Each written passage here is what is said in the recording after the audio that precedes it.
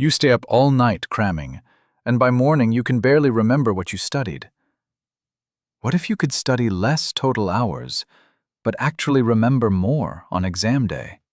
In this video, I'll share 6 science-backed strategies that will keep you sharp, focused, and fully prepared without a single all-nighter. I used to be the king of all-nighters.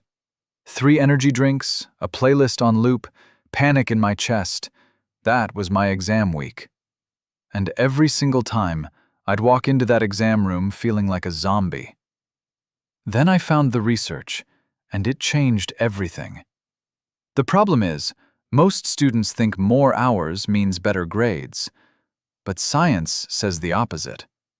By the end of this video, you'll know exactly how to build an exam week routine that protects your sleep, sharpens your memory, and actually works. Let's dive in. Number 1. The 7-hour sleep floor.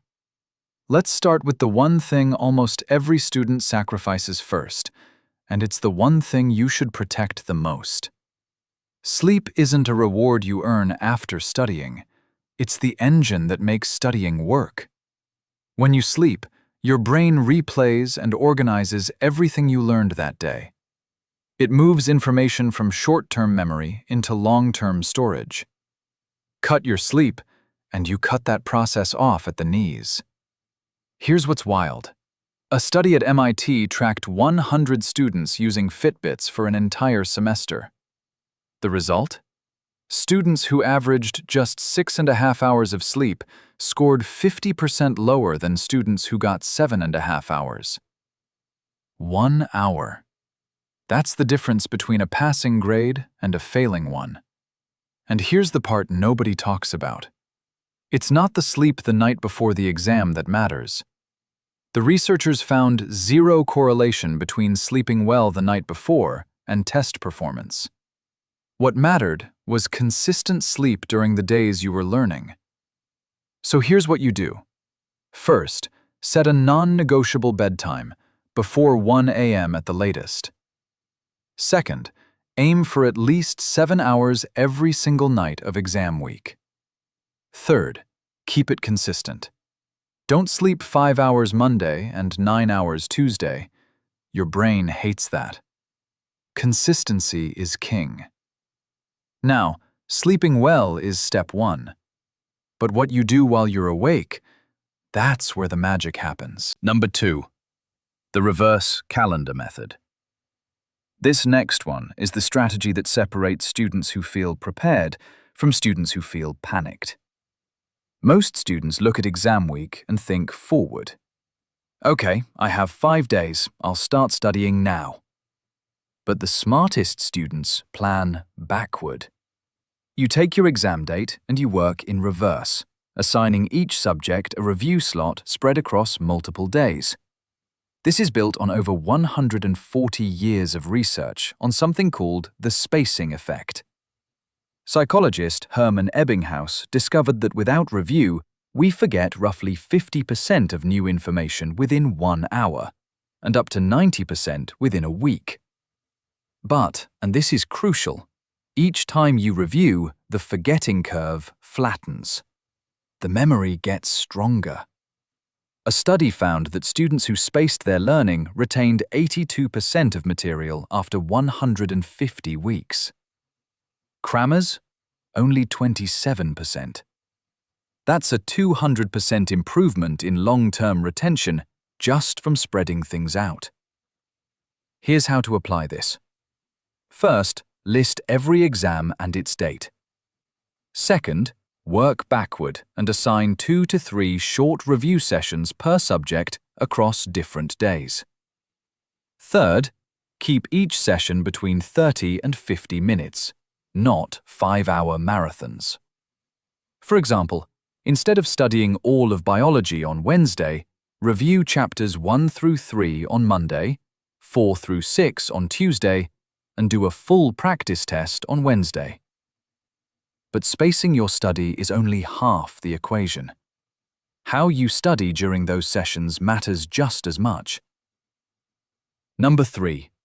Active recall. Most people don't know this, but the most popular study technique in the world is also one of the least effective. Rereading notes, highlighting passages, watching the lecture again. It all feels productive, right? But a massive 58-page meta-analysis by Dunlosky and colleagues at Kent State University tested 10 common study techniques. Rereading and highlighting were both ranked as low utility. The technique that came out on top? Active recall. Active recall means closing your notes and forcing your brain to retrieve the information from memory. Think of it like this. Rereading is like watching someone else lift weights. Active recall is you lifting the weights. Only one of those builds muscle. This works because every time you successfully pull information from your brain, you strengthen the neural pathway to that memory. It literally gets easier to remember next time. Researchers Roediger and Karpika at Washington University found that students who tested themselves showed dramatically better retention than students who simply restudied the material, even without any feedback on whether their answers were right. Here's your action plan. First, after each study session, close your notes. Second, write down everything you can remember, no peeking. Third, check what you missed and quiz yourself on those gaps again. Instead of reading Chapter 5 3 times, read it once, then test yourself twice. That's the formula. You've already watched this far, so let me share something that'll make those study sessions even more effective. Number 4. The 50-10 study sprint. Here's where it gets interesting.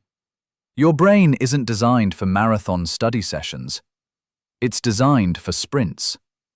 Research on focus and attention shows that your concentration naturally dips after about 45 to 50 minutes. Fighting through that dip doesn't make you tougher. It makes you less efficient. You start rereading the same sentence 4 times without absorbing a word. The fix is structured sprinting. Study with full focus for 50 minutes. Then take a real 10-minute break. Not scrolling your phone, that's not a break. That's a different kind of mental load. Stand up. Stretch. Look out the window. Let your brain breathe. First, set a timer for 50 minutes and put your phone in another room. Second, when the timer rings, stop, even if you're in the middle of something. Third, during your break, move your body. Splash water on your face. Fourth, repeat for 3 to 4 rounds, then take a longer 30-minute break. Instead of a foggy 6-hour session, you'll get 4 razor-sharp hours that accomplish more. Now, let's talk about something even more powerful, and you can do it in just 20 minutes.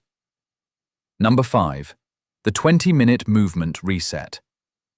I know what you're thinking. Exercise? During exam week? I don't have time for that.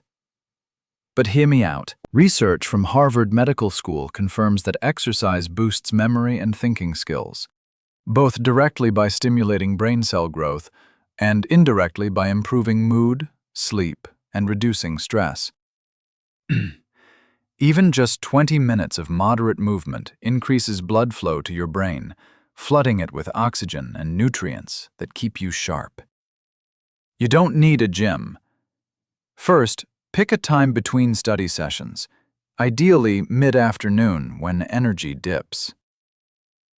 Second, do 20 minutes of anything that raises your heart rate.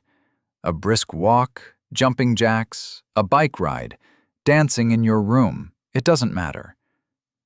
Third, don't overthink it. The goal isn't fitness. The goal is cognitive reset. But there's one more tool that most students overlook entirely, and it might be the most underrated weapon in your exam week arsenal. Number 6. The strategic power nap. This is the secret weapon. And no, it's not lazy, it's neuroscience. Scientists at Johns Hopkins found that people who napped for 20 to 30 minutes showed significantly better word recall, a direct sign of stronger memory, compared to people who didn't nap at all. Napping gives your brain a mini consolidation window, similar to what happens during full nighttime sleep. But there's a catch. Nap too long, and you wake up groggy and worse off. That's called sleep inertia. Here's your protocol. First, nap between 1 p.m. and 3 p.m. That's when your body naturally dips. Second, set an alarm for exactly 20 minutes. No snooze. Third, nap in a slightly upright position if you're worried about oversleeping. Your body won't fall into deep sleep as easily. For instance, instead of saying, "I'll just rest my eyes for a bit," and waking up 2 hours later in a panic, set that alarm and treat it like a study tool, not a guilty pleasure. Quick recap. All right, let's quickly review what we covered today. Number 1, protect your sleep. 7 hours minimum, consistent bedtime, every night. Number 2, plan backward. Space your subjects across multiple days. Number 3, use active recall. Close your notes and retrieve. Don't reread. Number 4, study in 50-minute sprints. Structured focus, real breaks. Number 5, move your body for 20 minutes. Boost blood flow to your brain. Number 6, take strategic power naps. 20 minutes, early afternoon. Alarm set. Remember, the students who ace their exams aren't the ones who studied the longest. They're the ones who studied the smartest. You now have the exact playbook they use. The only difference between walking into that exam room stressed and walking in confident is whether you actually use these strategies. Don't wait until the night before your next exam to change your habits. Start tonight. Just pick one strategy from this list. Maybe it's setting a bedtime. Maybe it's trying active recall. And commit to it. I promise you, 1 week from now, you'll thank yourself. If you found this helpful, hit that like button. It really helps this video reach more students who need it. Subscribe if you want more science-backed study strategies like this. Drop a comment telling me, which of these 6 strategies are you going to try first? And if you want to learn how to completely eliminate procrastination during study sessions, check out this video next. Thanks for watching, and I'll see you in the next one.